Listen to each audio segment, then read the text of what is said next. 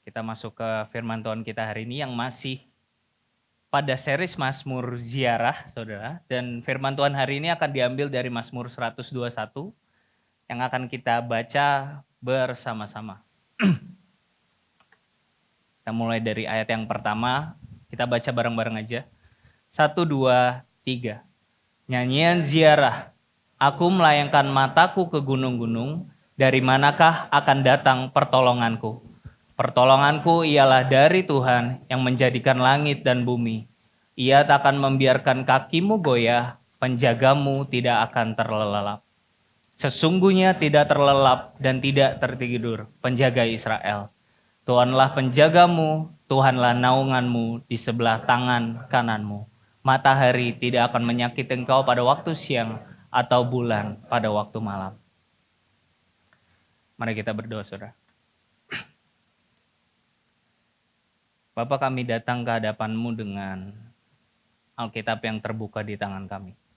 Kami berdoa biarlah saat firman-Mu ini terbuka, hati dan pikiran kami pun juga boleh ikut dibukakan. Allah Roh Kudus, bimbinglah kami. Kami mengaku bahwa kami adalah orang-orang yang needy, orang-orang yang sangat tidak cukup dan butuh pertolongan-Mu. Sepanjang kami belajar, biarlah firman-Mu menjadi cermin yang membukakan isi hati kami, sekaligus menjadi kompas yang membantu pikiran kami. Allah Roh Kudus, tenangkan hati yang gelisah, hibur hati yang terluka, kuatkan kami yang sedang merasa lelah dalam perjalanan ini. Dalam nama Tuhan Yesus kami berdoa, amin. Saudara, jika saya tanya kabar saudara hari ini, apa yang terlintas di pikiran saudara? Jangan bilang baik-baik saja, saudara. Mungkin saya lihat beberapa senyum karir dan akan bilang, ya saya oke-oke aja, saya fine-fine aja. Tapi sebenarnya kalau kita mau jujur lebih jujur sama diri kita sedang dalam posisi kelelahan mungkin. Dan memang kita sedang hidup di sebuah era yang secara desain memang dirancang untuk membuat kita terus merasa hidup dalam ketidaktenangan. Kita hidup dalam dunia yang sekarang dirancang merusak ketenangan kita. Ada sebuah studi dari Cornell University di tahun 2024-2025 menunjukkan bahwa rata-rata orang dewasa modern hari ini dalam satu hari membuat keputusan sebanyak 35.000 keputusan setiap harinya.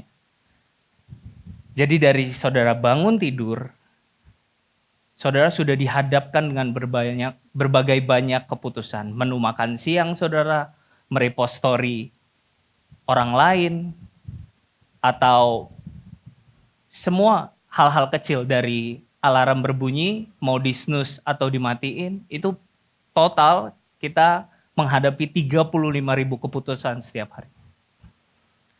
Dan apa yang kita alami ini dari keputusan kecil sampai besar, keputusan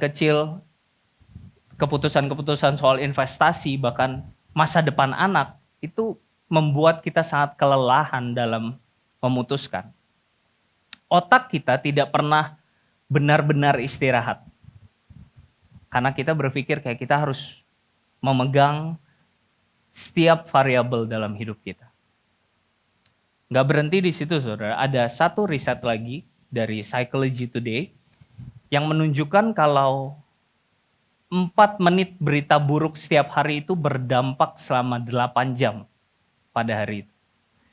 Kalau saya ngobrol sama teman saya, dia ada beberapa orang yang mulai ketakutan karena dia suka dengar berita, tapi ya karena beritanya isinya kabar buruk semua, itu merusak harinya, merusak sepanjang harinya. Artinya baru bangun aja kita udah masuk dalam survival mode tanpa sadar. Kita memulai hari bukan dengan damai sejahtera, melainkan dengan sebuah kecemasan yang terprogram secara biologis.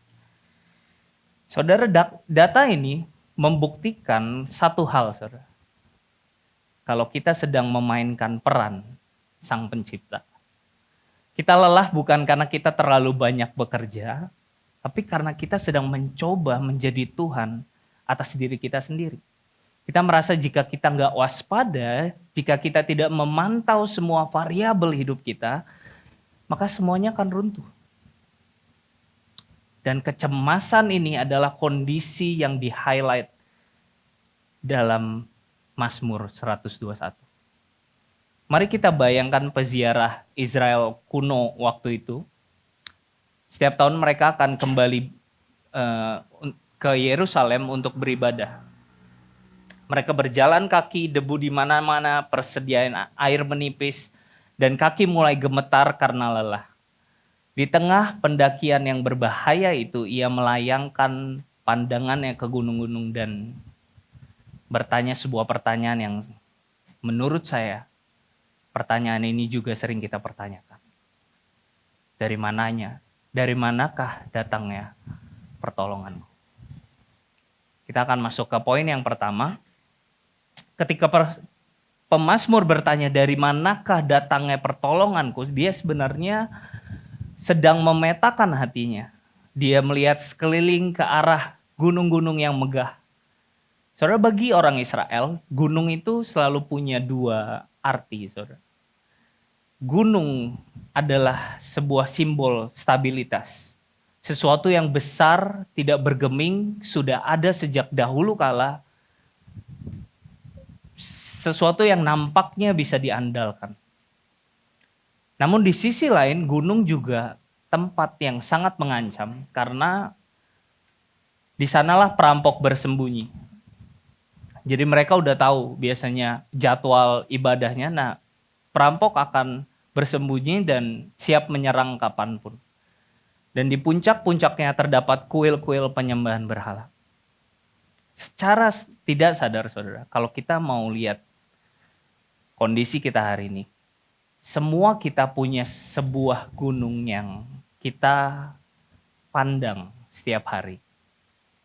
Yang kita dambakan untuk kita dapat sebuah ketenangan, keamanan dari situ. Mungkin dari kita ada yang merasa gunung yang kita anggap aman itu gunung karir dan pencapaian. Kita berpikir kalau jabatan saya aman, saya akan dihargai. Tapi karir adalah gunung yang oksigennya tipis, saudara. Semakin tinggi saudara mendaki, semakin justru cemas Anda karena takut ada seseorang yang lebih baik yang akan menggantikan saudara. Atau saudara akan takut ada orang lain yang akan mendorong Anda jatuh. Itulah gunung karir. Gimana dengan gunung finansial? Kita merasa mungkin saldo tabungan kita akan membuat kita bulletproof. Kita tahan akan segala bencana. Tapi kenyataannya kecemasan finansial tidak berkurang seiring bertambahnya uang. Justru ketakutan akan kehilangan yang makin bertambah seiring kita mengumpulkan uang. Atau gunung kontrol, planning. Kita merasa jika kita udah plan dari A sampai Z, sudah rapi, semua kita predik. Tapi bukankah dalam hal mengontrol, Anda akan sadar semakin Anda genggam, semakin banyak pasir yang keluar dari tangan saudara. Semakin Anda dalami sebuah plan, ternyata banyak yang kita nggak bisa tebak atau predik. Poin pentingnya adalah ini, saudara. The mountains are insufficient. Gunung-gunung tidak bisa menolong saudara, karir tidak bisa menjaga jiwa saudara, kesehatan kita begitu rapuh, masa depan anak-anak saudara begitu tidak pasti. Jadi kalau kita taruh sesuatu yang tidak stabil, jelas keamanan dan damai sejahtera kita akan juga tidak stabil. Lihat bagaimana pemazmur menjawab pertanyaan yang pertama. Ada di ayat kedua. Pertolonganku ialah dari Tuhan yang menjadikan langit dan bumi. Ini logika berpikir pemazmur. Waktu dia melihat sebuah gunung yang begitu intimidating untuk dia mundur dan melihat gambar besarnya bahwa dia punya Tuhan yang menciptakan gunung itu. Jika saudara sedang mendaki gunung masalah yang terasa sangat besar, jangan fokus pada gunungnya, lihat siapa yang membentuk gunung itu. Kita seringkali terlalu fokus pada ciptaan, tapi lupa pada Sang Pencipta yang tidak terbatas. Masalah hati kita seringkali mencari pertolongan pada hal-hal yang sebenarnya juga butuh pertolongan, saudara. Mencari kestabilan pada hal-hal yang sebenarnya nggak stabil. Secara logika aja udah salah. Karir, uang, pelayanan, keluarga. Kenapa kita bersandar pada hal-hal yang bahkan juga nggak sustain? Jawaban pemazmur mengingatkan kita bahwa keamanan yang sejati hanya ada pada Tuhan yang mencipta gunung itu. Your help doesn't come from the mountains. It comes from the maker of those mountains. Namun kita tahu saudara, setelah kita tahu, oke, pertolonganku datang dari Tuhan yang menciptakan langit dan bumi, saya cukup yakin itu tidak terlalu menghibur buat kita. Kita masih menemukan diri kita sering khawatir, masih menemukan diri kita sering control freak dalam hidup kita. Kenapa saudara? Kita masuk ke poin yang kedua, the comfort of sleepless keeper. Kenapa kita masih gak percaya sama Tuhan? Karena di dalam hati kita sebenarnya kita punya trust issue. Kita merasa penjagaan Tuhan itu kurang intens dibandingkan penjagaan kita sendiri. Mari kita perhatikan teks kita dalam ayat 8 ini. Dalam 8 ayat ini ada satu kata yang muncul 6 kali. Dalam bahasa Ibrani kata itu adalah shamar. Shamar itu secara etimologi, shamar berarti memagari dengan duri. Bayangkan seorang gembala yang membangun pagar duri di sekeliling domba-dombanya agar pemangsa tidak bisa masuk. Itulah shamar. So apa yang Tuhan lakukan dalam hidup kita itu bukan cuman soal, dia bukan cuma nonton dari jauh, tapi Tuhan adalah penjaga yang senantiasa memagari hidup kita. Berbicara soal menjaga ya saudara. Saya teringat akan kejadian beberapa waktu lalu saya harus pergi ke Guangzhou. Saya baru selesai kerja itu jam 1 pagi, flightnya jam 6 pagi. Selesai kerja, saya beres-beres, saya packing semuanya, dan saya menemukan paspor saya tidak ada di tempat biasanya. Wah, itu kadar kortisol saya bukan cuma 50%, saudara. Itu benar-benar hit me hard that night. Saya panik, saya geledah seluruh kamar saya, bahkan saya cari di tempat-tempat yang menurut saya tidak masuk akal. Saya cari di tas olahraga saya cari di tas tenis saya cari di tas golf saya.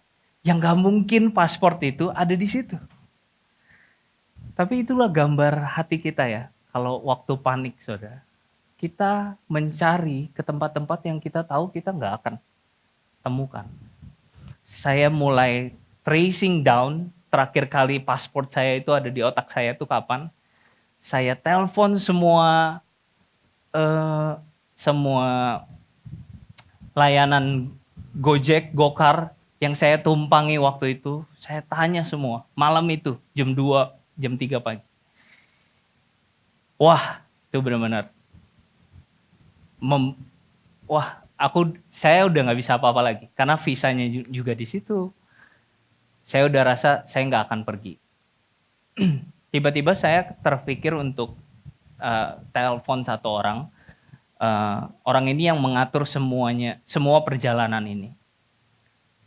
Di otak saya cuman ini jam 3 pagi, nggak mungkin dia angkat.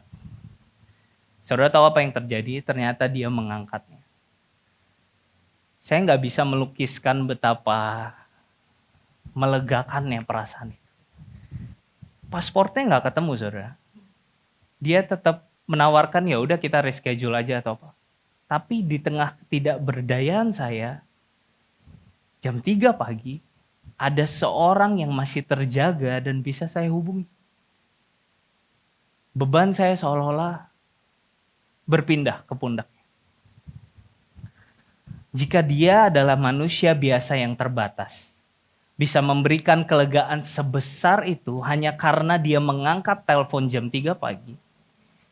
Bayangkan saudara betapa jauh lebih aman dan nyenyaknya kita waktu kita menyadari kebenaran Mazmur 121 ini. Sesungguhnya tidak terlelap dan tidak tertidur penjaga Israel. Manusia bisa mengalami mengantuk sesaat, dan pasti mengalami yashen, tidur lelap. Tapi Tuhan tidak keduanya. He is your one call away contact. Masalah hati kita adalah kita seringkali lupa kalau kita punya nomor darurat yang selalu aktif. Kita terbiasa hidup sebagai yatim piatu rohani yang merasa semua harus kita jaga sendiri. Kecemasan kita sebenarnya adalah bentuk kesombongan halus yang berkata, Tuhan, mungkin syamarmu baik, mungkin penjagaanmu baik, tapi aku tidak yakin itu cukup. Aku harus ikut menjaganya sendiri. Dan kita akhirnya menemukan kita kelelahan karena kita mencoba melakukan pekerjaan yang Tuhan tidak pernah minta kita lakukan. Apa itu saudara? Yaitu menjaga dan menjadi penjaga bagi hidup kita sendiri. Dan kalau kita mau jujur saudara, kita semua menyukai ide tentang penjaga yang tidak tidur. Kita sering mendengar bahwa Tuhan adalah syamar yang memagari kita. Tapi seringkali kenyataannya dalam hidup kita nggak melihat itu. Kenapa kalau Tuhan menjaga, penderitaan itu tetap ada?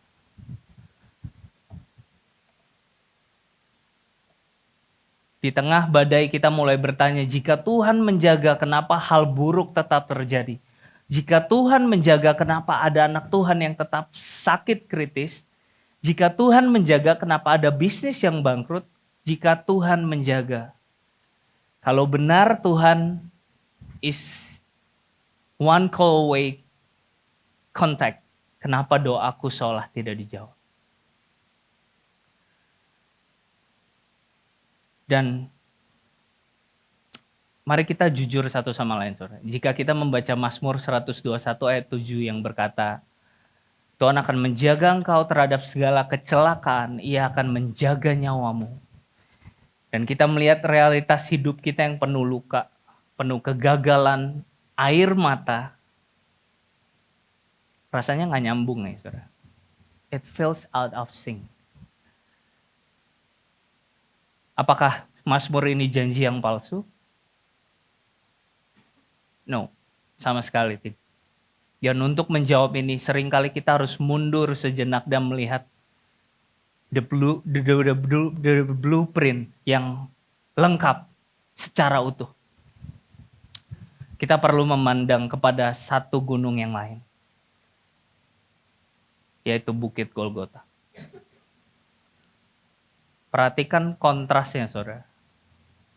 Di poin yang pertama tadi kita melihat gunung-gunung dunia, karir, kesehatan, uang yang terlihat sangat mulia, indah, menjanjikan stabilitas, namun ternyata di baliknya, di balik keindahannya, gunung-gunung itu justru menjadi ancaman bagi hidup dan jiwa kita.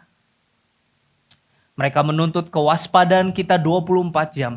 Mereka menguras energi kita dan akhirnya mereka mengecewakan kita. Tapi di gunung yang satu ini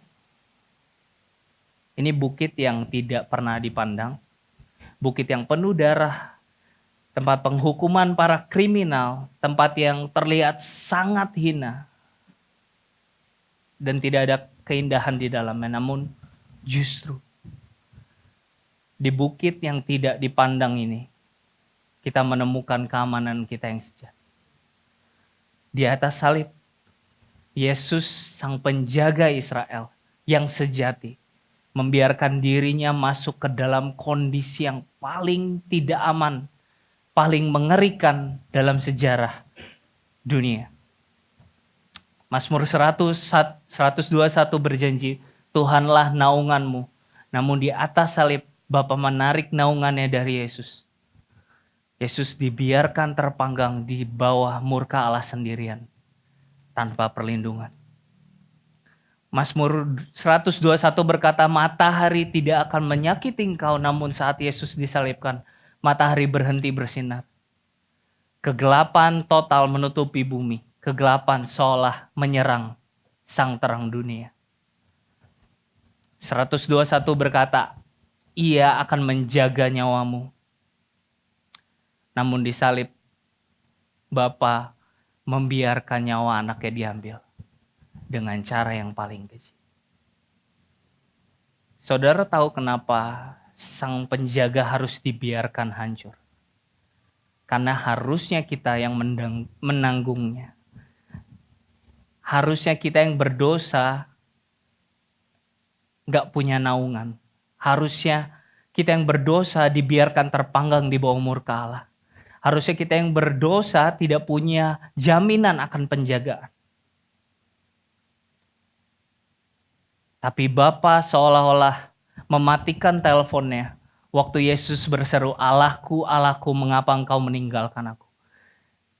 Karena Yesus ditinggalkan agar saudara dan saya tidak pernah ditinggalkan. Yesus membiarkan dirinya tidak dijaga agar saat saudara ada dalam kondisi panik jam 3 pagi, saudara merasa hidup saudara runtuh, ia ada bersama-sama denganmu. Janji Tuhan menjaga engkau terhadap segala kecelakaan dalam Injil bukan berarti hidup kita akan mulus tanpa rasa sakit, saudara. Tapi itu berarti tidak ada satupun penderitaan yang dapat memisahkan kita dari kasih Allah. Karena kecelakaan maut yang paling fatal bagi manusia adalah terpisah dari Allah selamanya. Dan Yesus sudah menanggung kecelakaan itu bagi kita di Golgota. Sekarang saudara punya akses kepada Bapa. Kapanpun, apapun kondisi hidupmu. Bukan saudara kuat, bukan karena saudara hebat. Tapi karena Yesus sudah melewati malam tanpa penjagaan itu bagi kita semua. Mari kita sama-sama lihat hidup dan tangan kita hari ini. Apa yang sedang kita genggam erat-erat minggu ini? Apa yang kita coba kontrol hari-hari ini? Maukah saudara berhenti menjaga diri sendiri dan mulai bersandar pada sang penjaga yang tidak pernah tidur? Kita seringkali lelah luar biasa karena kita merasa kitalah penjaga bagi hidup kita. Kita menggenggam semuanya begitu kuat sampai tangan kita gemetar. Tapi hari ini Mazmur 121 menawarkan sebuah solusi yang mulia. Lihatlah kepada salib. Di sana sang penjaga Israel yang sejati membuktikan bahwa dia tidak pernah terlelap untuk menjaga saudara. Mengapa kita bisa begitu yakin kaki kita tidak akan goyah, kaki saudara tidak akan terantuk? Bukan karena pijakanmu kuat, tapi karena kaki sang penjaga sudah terlebih dahulu dipaku di bukit Golgota. Dia membiarkan kakinya diam tak bergerak di kayu salib, agar Anda bisa melangkah dengan bebas dalam anugerahnya. Kenapa jiwa kita bisa tetap tenang di tengah badai? Karena ada tangan yang dilubangi, tangan yang kini sedang menjaga dan menggenggam tanganmu. Tangan yang berlubang paku itu adalah bukti abadi. Sama seperti lobangnya yang abadi, saudara. Bahwa dia tidak akan pernah melepaskan saudara. Dia rela terlepas dari naungan Bapa di salib. Supaya dia bisa menjadi naungan abadi di sebelah tangan kanan. Implikasinya bagi kita sederhana. Berhentilah menjadi Tuhan bagi dirimu sendiri. Aplikasi paling spiritual dari Mazmur 121 bukanlah berusaha lebih keras. Tapi aplikasinya adalah to get rest. Untuk Anda beristirahat. To rest in His grace. Ketika malam ini Anda beristirahat dan memejamkan mata, saudara bisa bilang, aku bisa tidur. Karena aku yakin, aku tahu Tuhanku tidak tidur. Because He is your sleepless keeper. Mari kita berdoa, saudara.